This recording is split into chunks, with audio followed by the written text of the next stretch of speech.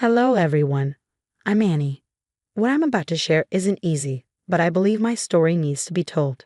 3 months ago, I was 8 months pregnant, working as a pediatric physical therapist in Boston. I thought I had the perfect life. Now I'm a single mom, and I've learned the hard way that sometimes the people closest to you can be the most dangerous. This is my story of survival, strength, and justice. Let me take you back to where it all began. I absolutely loved my job at Boston Children's Hospital. Helping kids overcome physical challenges was my passion. One of my favorite patients, Tommy, was learning to walk again after an accident. Every session, he faced his challenges with determination and made me laugh. One day, he looked at me with a serious expression and said, "Miss Annie, when I grow up, I want to help kids walk just like you." That moment reaffirmed why I chose this career. "You're amazing with children, Annie. Our baby is so lucky to have you as their mother," my husband Mark would say. Mark, a software engineer, and I met through my best friend Jessica at a local charity event. We dated for 3 years before getting married in a beautiful ceremony at the Boston Harbor Hotel. "Welcome to the family, darling," Mark's mother, Barbara, said to me at the wedding. If only I had noticed that her smile didn't reach her eyes. At first, everything seemed perfect. Mark and I bought a cozy house in Cambridge. When we announced my pregnancy, everyone seemed thrilled. Barbara even helped us set up the nursery, though now I realize she was just marking her territory. "Have you thought about names yet?" Jessica asked during a lunch break at work. "We're thinking Sophia for a girl or Nathan for a boy," I replied, rubbing my growing belly. "Barbara won't like that," Mark's sister, Amanda, commented at a family dinner. "Mom always wanted her first grandchild to be named after her." I laughed it off then, but that was the first red flag I ignored. George, my father-in-law, would sit quietly during these conversations, while Kevin, Mark's younger brother, would try to lighten the mood. "Let them name their own child, Mom," Kevin would say, earning a sharp look from Barbara. The day I realized things were changing, I came home early from work to find Barbara in our house, rearranging the nursery without asking. "Oh, Annie, I just thought this layout would be better for the baby," she said. Mark gave me the spare key for emergencies. But that was just the beginning. Her controlling behavior, the subtle manipulation, the way she turned every family gathering into an opportunity to undermine me, it all built up to that dreadful Christmas dinner. If I had known then what I know now, I would have recognized the signs. But sometimes the most important lessons come at the highest cost. It all started to unravel at my 7-month checkup. After finishing a successful day at the hospital, I was surprised to see Barbara show up uninvited to my appointment. "I've raised 3 children. I know what's best," she announced to my doctor, interrupting every question. "Annie's working too much. She needs to quit before the baby comes." "Mrs. Thompson," my doctor said firmly, "Annie's health and the baby's development are excellent. Her work schedule is perfectly safe." That evening, Mark seemed distant. "Mom thinks she should move in with us after the baby comes," he said. "She says first-time mothers need constant guidance." "We've already discussed this, Mark. We want to bond as a new family," I reminded him. The next week, I discovered Barbara had joined my online pregnancy support group under a fake name. She was posting that I was unfit to be a mother because I planned to keep working after giving birth. "Did you see what your mother posted?" I showed Mark the messages. "She's just worried about the baby," he said dismissively. "You're being too sensitive. It's probably the hormones." His words cut deeper than Barbara's actions. Things escalated at my baby shower. Jessica had organized a beautiful celebration at her Beacon Hill home. Barbara and Amanda arrived 3 hours early to Jessica's carefully planned baby shower. Before I could even greet them, Barbara declared, "The theme is all wrong, and these guest favors, so tacky." They took over, rearranging everything without asking. I could see the frustration in Jessica's eyes, but she tried to stay composed for my sake. Later, during the party, Jessica pulled me aside. "Annie, something's not right. I overheard Barbara telling people you're planning to hire a full-time nanny and abandon your baby for work." I felt my blood boil. The next day, I went straight to Barbara's Back Bay apartment. "Why are you spreading lies about me?" I demanded.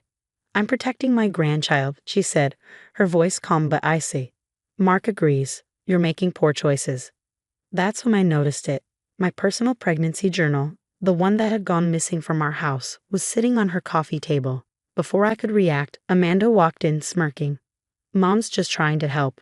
Maybe if you were a better wife, she wouldn't have to intervene." I was speechless. The final straw came when I discovered Barbara had canceled my delivery room registration at Massachusetts General Hospital and registered me at a hospital near her home, listing herself as my primary contact. "Mark, your mother canceled my hospital registration." I confronted him that night. "She found a better hospital. The doctors there know our family," he replied, as if it were nothing. "It's an hour away from our house. I want to deliver at Mass General." "Stop fighting Mom on everything," he snapped. "She knows best." Desperate, I called Kevin. "I don't know what to do. Mark's not listening. Barbara's controlling everything." "She's always been controlling," Kevin said, his voice tense. "But this is different. She's obsessed." "Be careful, Annie." Jessica helped me reinstate my Mass General registration and urged me to document everything. "Something feels very wrong," she warned. As Christmas approached, the tension only grew. Barbara insisted on hosting dinner, claiming our tiny Cambridge house wasn't suitable. She'd invited extended family I'd never met, saying they needed to evaluate my parenting potential. When Mark and I arrived early to help with dinner preparations, I overheard Barbara and Amanda in the kitchen. "We need to show everyone what she's really like," Barbara whispered. "By the time this dinner's over, Mark will see he needs to make a choice, his real family or her." I didn't realize then how far they were willing to go. The Christmas dinner from hell began with Barbara playing the perfect hostess. The Thompson family mansion in Brookline was immaculate, the tables set with expensive china. Kevin had set up his new camera to capture memories, a decision that would prove vital. "Annie, you're sitting at the far end," Barbara instructed, separating me from Mark. "Mark needs to sit by his mother, of course." Throughout dinner, Barbara made pointed remarks. "I can't believe some mothers choose work over their children," she announced. I stayed quiet, rubbing my belly soothingly as the baby kicked, sensing my distress. Then Barbara upped her game. "Did you know any plans to put the baby in daycare at 3 months?" she said, her voice dripping with Fox concern. "That's not true," I said, my voice steady but firm. "We've hired a part-time nanny for when I return to work part-time." See how she contradicts everything. Barbara huffed, always fighting family traditions. Mark stared at his plate, saying nothing. I caught Kevin's concerned glance as he adjusted his camera. When I excused myself to use the bathroom, Barbara followed, Amanda trailing behind with her phone out, ready to record. "You're ruining this family," Barbara hissed. "My son deserves better." "I'm done with your games," I said, trying to move past her. Then it happened. Barbara's face twisted with rage. She lunged at me, shoving my stomach with both hands. I stumbled back, hitting a wall. Pain exploded through me, and I doubled over, clutching my belly.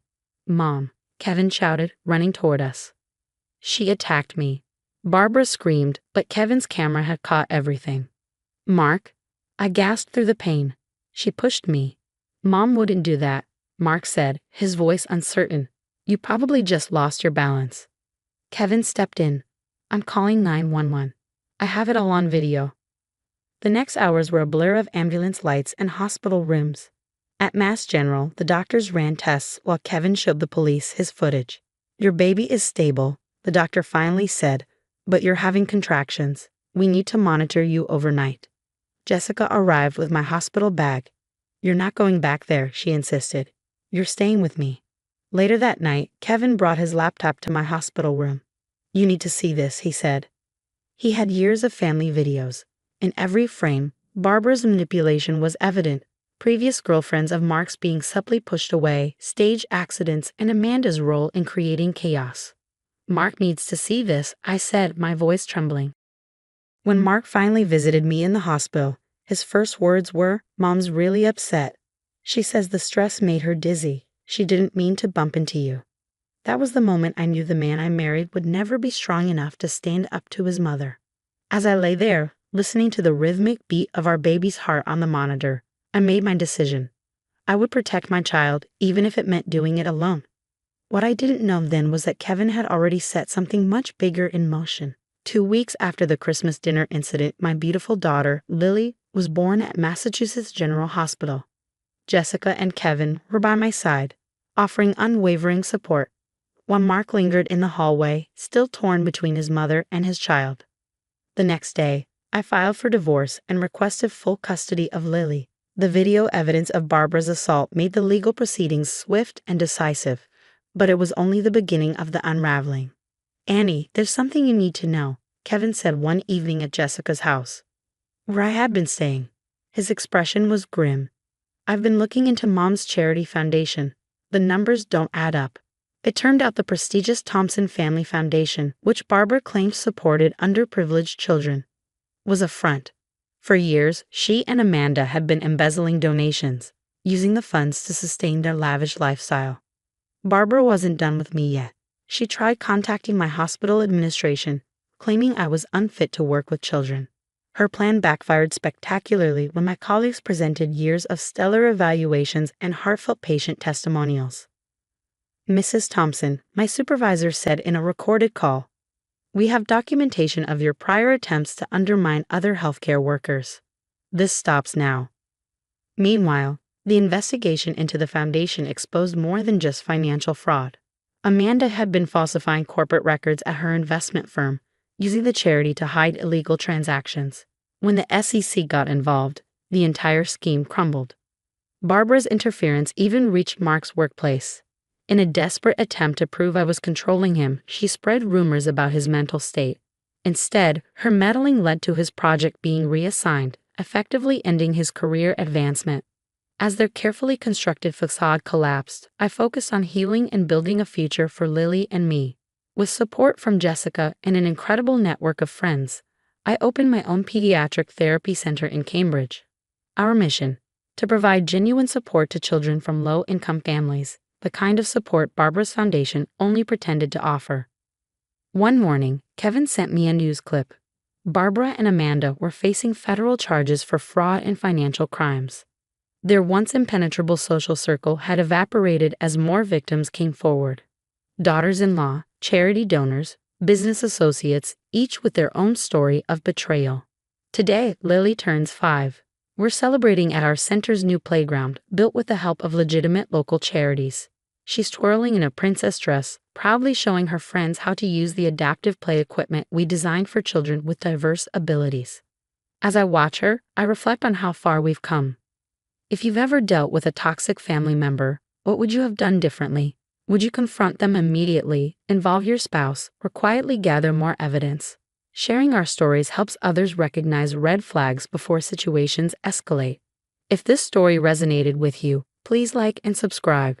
Together we can build a community of support where we learn to stand up to manipulation and reclaim our strength. Stay strong, and don't forget to turn on notifications for our next video on overcoming toxic relationships.